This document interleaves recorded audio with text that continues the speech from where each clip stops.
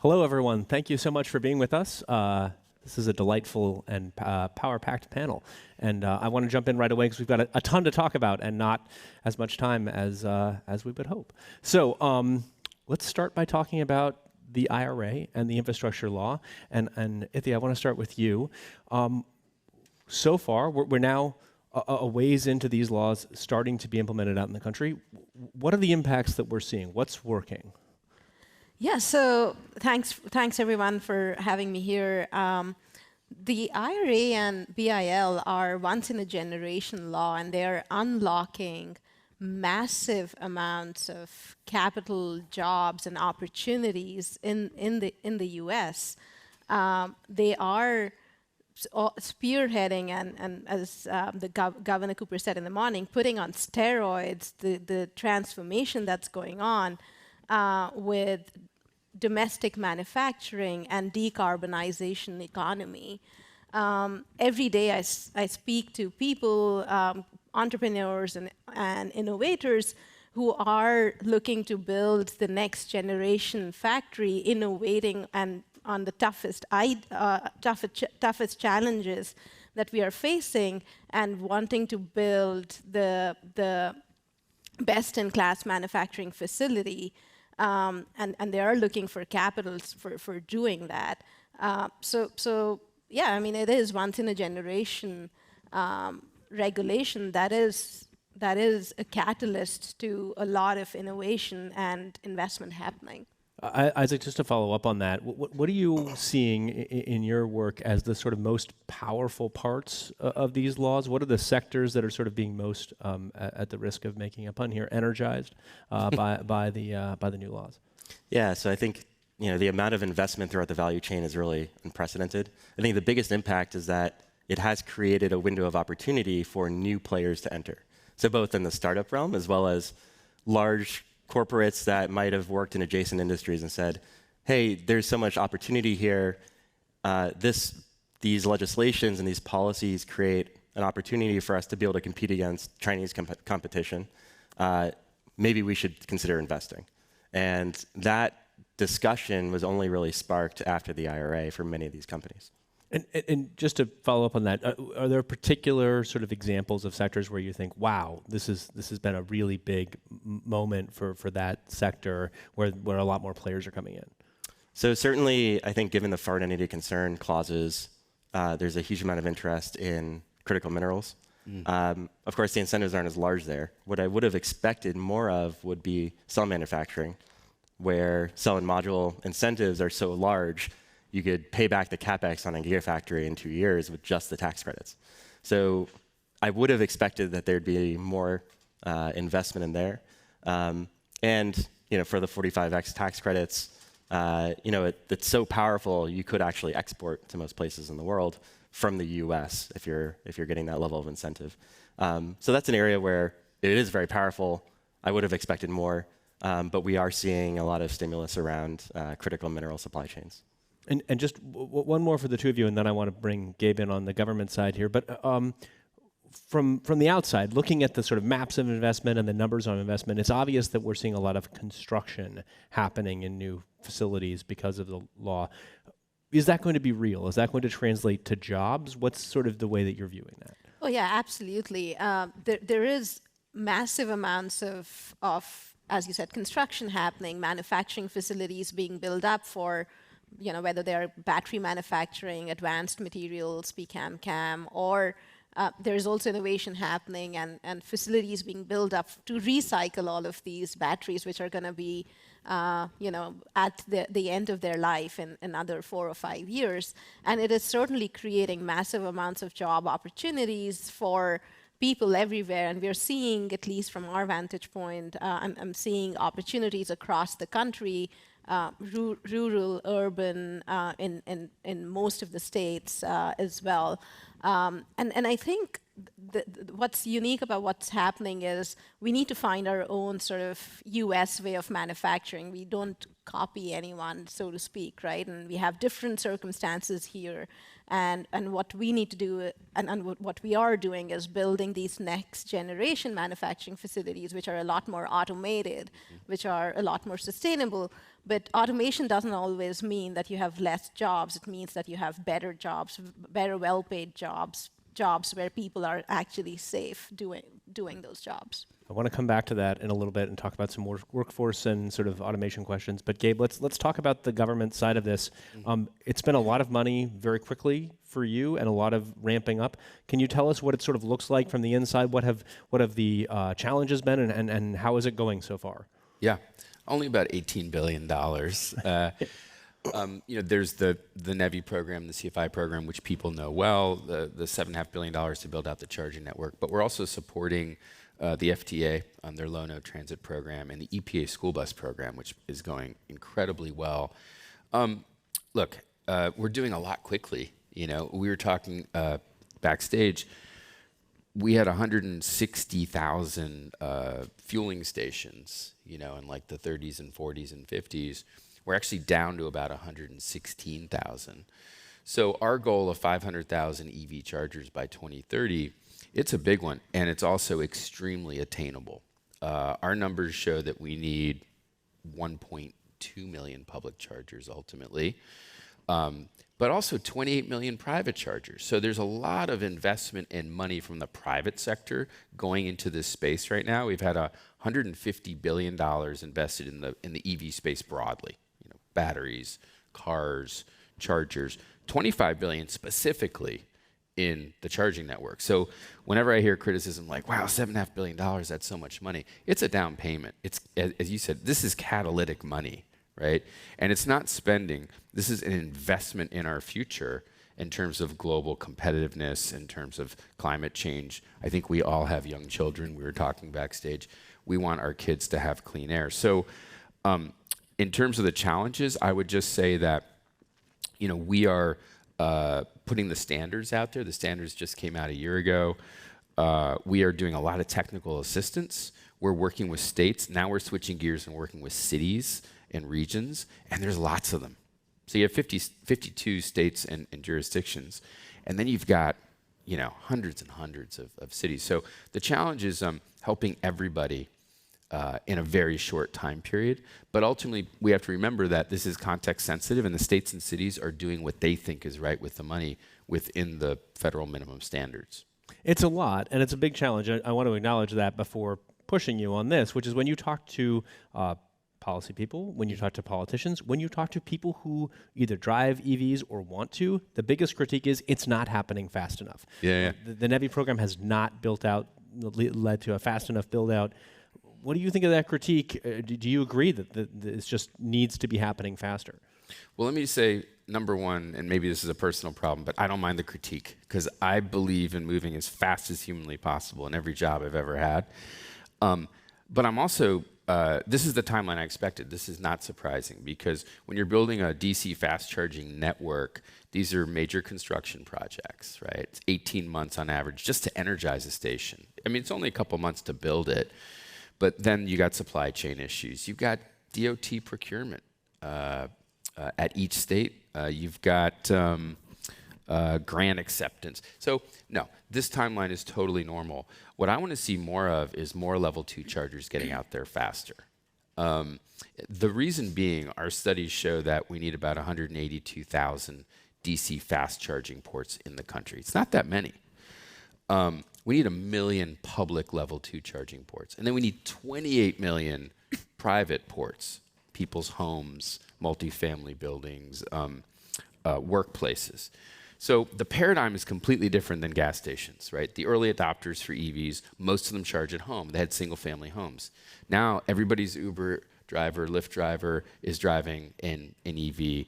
We're getting that second wave of adopters. They live in multifamily typically. So we need to get level 2 charging out there. Cars sit 95% of the time. And so that's the time we need to be charging them. So I want to see more of that faster, and we're putting our efforts into it. There's more money going out through the CFI grants, but also through our own funding opportunities with the joint office. So, yeah. Do you worry at all that there is a sort of window of excitement that was created for EVs, both from the automakers and from the incentives in the law, and that you might be missing the window if people look at EVs and go, I still don't have the charging network that I want to get it, and maybe they don't give them another look for 10 years or whatever it is until the next time they buy a car? I think as people that live in as you know, Jim, the 24-hour news cycle society that we have today, it feels like, oh my God, if we don't hit every number on time, and by the way, we actually are, but even if we weren't, we'd be failing, right? But this is a long game, and we've already hit almost 10% of purchasing of cars is EVs, and so I think from the standpoint of where the market's going, the market's already moved. It's going to take a while to build out a DC fast charging network. The good news is our investment is being met by, like, Iona, for instance, announced 7 OEMs. They're going to build 30,000 chargers. That's as much as we're spending as the entire federal government. So there's a tremendous amount of private capital. Tesla opened up their network, right? They're opening up gradually to all of those OEMs. They've got a huge network. They've done a great job of building out something that's reliable, affordable. So I think when we look back, even a year from now, we'll be like, that was overblown. Okay. Hey, listen, I'm always up for a good media critique in the morning. Anthony, did you want to jump in on that? I mean, if I could just chime in, right? I mean, I agree with some parts of what Gabe said, right? But what we really need for transitioning to electric vehicles and for people not to be worried about or have range anxiety and be stranded, right? We certainly need open, accessible, reliable public charging network. And right now, when we think about how is, by 2030, we need somewhere between 180,000 to 200,000 charging points. Like, if we count the players in the market today, Electrify America, who we are very close to, we have an investment in them. There is certainly Tesla, which has opened up their network.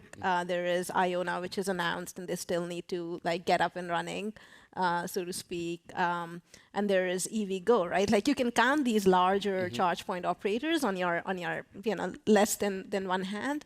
And other than that, there is obviously smaller operators, but we are not anywhere even close to counting to that 200,000-ish that we need by 2030.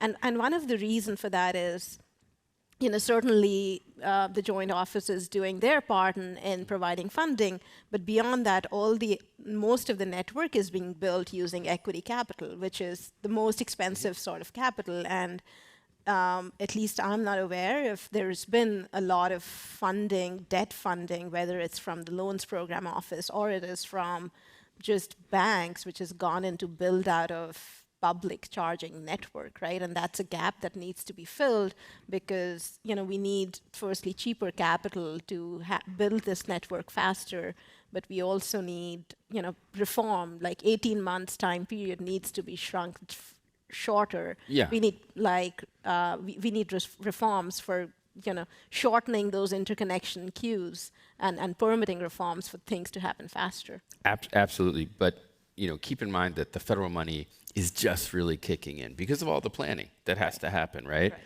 But the private sector is adding about 900 chargers a week. Our money's kicking in, which is providing that subsidy. And we have to remember this administration made a very strategic decision to build this network in America. And I think that that's incredibly important. Does it slow things down a bit? Probably. Is it the smart thing to do? Absolutely. And so it's not about building it just as fast as humanly possible, but building it right and creating the best opportunities. And by the way, over the last 18 months, so we actually 12 months, we set up the ChargeX Consortium where we're learning a lot about the issues in the current network, the problems with 80 companies and 3 labs. I just met with a very large supplier yesterday, EVSE supplier. Their next generation charger, it looks like an iPhone. Like, it's absolutely amazing. And they said, we learned this over the last year working with you all. So I'm fine with slowing down to go fast. Yeah. I'm glad you brought up Made in America. America is a big place. I want to talk about, I mean, we've heard from governors of both Carolinas, for example, but I would like to talk about sort of the wide distribution geographically of the investments we're seeing here. And Isaac, maybe you can start. Like, are there particular regions that seem to be more attractive to companies right now than others for these new incentives, or how are you guys thinking about that? So, all the companies are going through regular site selection processes, and I think workforce is one of the most relevant topics, of course, as we heard earlier this morning. But of course, state incentives also play a major role. Oftentimes, depending on what you're producing, you're going to need special site parameters, and then environmental concerns as well, depending again on exactly what you're going to be making. So, especially when you talk about midstream processes, it plays a major role. Less so for charging station and EVSE assembly. Yeah. Do you have any sort of geographic thoughts? No, I think I mean, as I mentioned earlier, we are seeing opportunities across the country, right? Whether it's Phoenix, North Carolina, Georgia, New York, Michigan, Ohio. So I think it's California. So we are seeing opportunities across the board with companies which are looking to build these facilities, whether they're for direct lithium extraction, whether they're for building a gigafactory, recycling facilities, producing black mass or PCAM, CAM.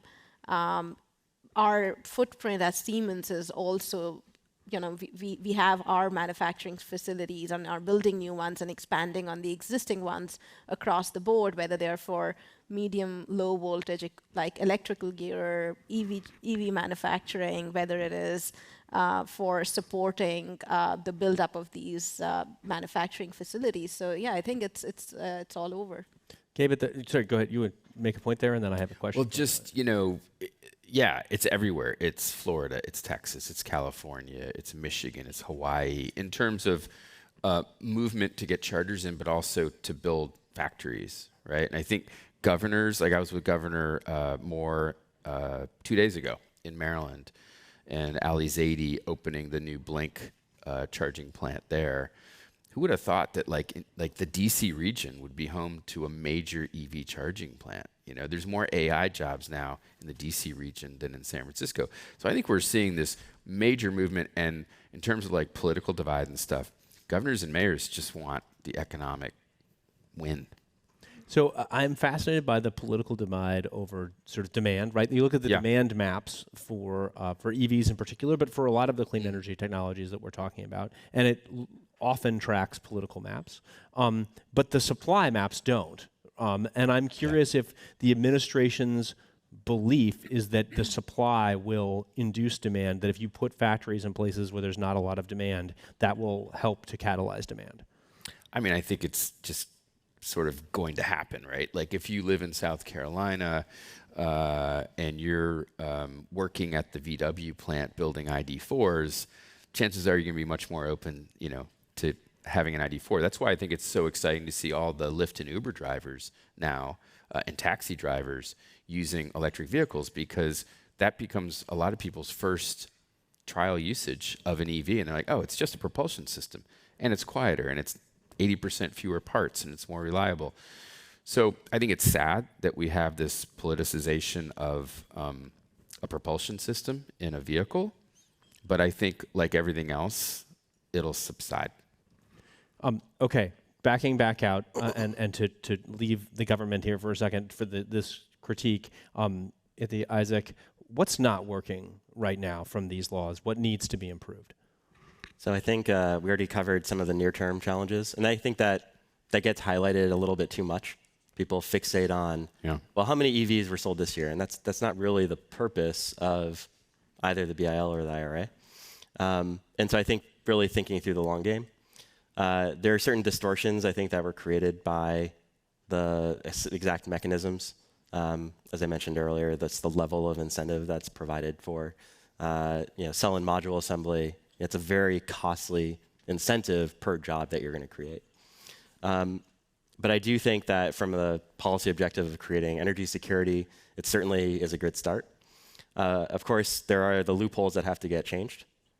So there's the leased vehicle loophole. There's the I wouldn't say a loophole, but there's the fact that there's a bright line definition that's been proposed by Treasury regarding foreign entity of concern definitions. And whenever you have a bright line definition, it's gameable. And so while it's not technically a loophole, it's going to certainly open the door potentially for many Chinese players. And then I think the biggest long-term issue that I see is for all the projects that are getting funded by DOE grants and loans and all the investments that we're seeing get put in, we don't want to pick winners and losers. On the other hand, we're not necessarily going to see the creation of real domestic champions in the long term. Right? The big cell makers are still Japanese and Korean, if not Chinese. And so it would be really sad if we got to 2030 or 2032 and all the benefits run out and we say, well, now we're left with a bunch of assets that we invested in that made sense at the time, but are now stranded assets. They're no longer competitive on the world stage. And so I think that would be a sad result, I think, of many hundreds of billions, conservatively speaking, of dollars getting put towards these supply chains. But just to push you on that, you think that there needs to be sort of a designation almost by the government of domestic champions as sort of through this process, or that the market could sort that out? Like, how do you see that? Yeah, so I mean, it's not U.S. policy, right? It's not our philosophy to pick winners and losers. And so that's just a limitation of the approach. And it's a trade-off, right, that's inherent in the philosophy. But I think as a result, we will see some players that, large U.S. corporations and that invest in these areas and then say, hey, I can actually leverage this. I get all the learning. I can be competitive. I can grow a global footprint. But I think that in more instances, we're going to be left with one-off assets that are not fully investable or competitive long-term. Yeah.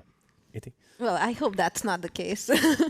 And I have a little bit of and I'm maybe not answering your question, but responding more to what Isaac said, that I actually do commend the LPO's office that they've really got people from the industry, the financial services industry, who are evaluating the companies to which loans and grants are being given, because I think that's extremely important. And now when I look at companies which have gone through that DOE process, they're a lot better prepared to raise external capital. They know sort of what they're trying to do, and there's been a vetting process already. So I sincerely hope that through this process we come out, in 2030 with few domestic champions. Of course, I understand, and that is important to us, that we're not investing in companies. The sole way that they make money is through incentives, right? So I think it is important for us as investors to also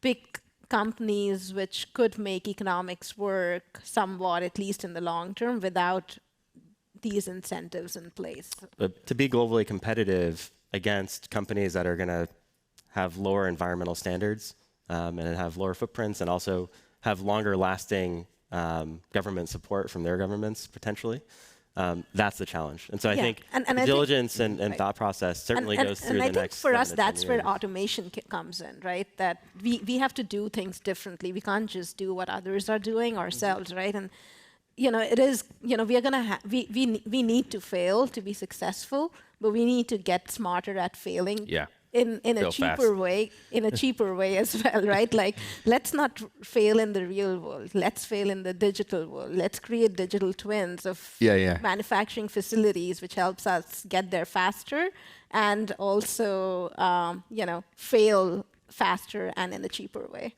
Gabe, you want to jump in? Yeah, I mean, a couple of things. I think both of you made a lot of great points. We did do a lot very quickly, and so there's always a little cleanup that has to happen, right? Clarifications in the FAQs. What's the interpretation of this? Every day I'm getting asked those questions. They're great questions. We want the private sector to come to us and say, we don't understand, this interpretation of the tax incentive, because we can very quickly clarify it often. I will say, though, that this administration has some of the smartest people I've ever seen in a government. Present company may be excluded. And we are asking really tough questions. There's a lot of debate that happens internally, even at the 11th hour. Like, are people going to understand that? And so I think the private sector feels confident because they also see mission-driven private sector people in the LPO office, in the joint office. But I will say that we can always do a better job of explaining, marketing what we're doing. Government is inherently bad at telling the story and marketing it, so we need all of you and you and you and you to help us tell that story. And I think that is really what will clinch us being successful. Great. Well, we need to leave it there. Thank you all so much for your time and attention. Thanks so much for a great chat panel. Thanks. And yeah, thank you. Thank you. Thanks, Jim.